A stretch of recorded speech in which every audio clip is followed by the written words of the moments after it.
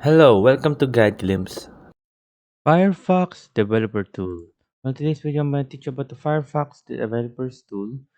So to do this, it's very helpful if you want to do something or try something using your developer tool in your Firefox in a website, or if you're just testing if your website has any holes that can make some people abuse it.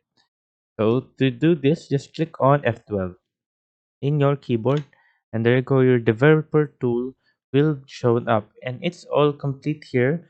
We have inspector, console, and debug, networks, style editor, performance, memory, storage, accessibility, and application, like all other developer tools from other browser. It is all complete here.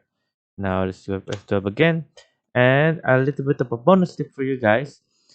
Here, you can click on the three horizontal lines top right and click on settings. Then, once you're here, click on Firefox Labs. And once you're here, you will see a developer tool, service worker debugging. So it enables experimental support for service workers in debugging panel. This feature may slow down developer tools down and increase memory consumption.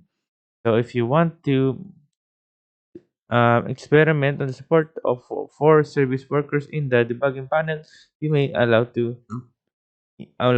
choose that, but you need to restart your Firefox. So click restart. There you go.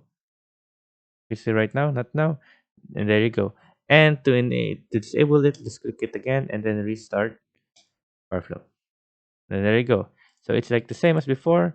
If you still want to go to the developer tool, just click F12, and you'll be located here.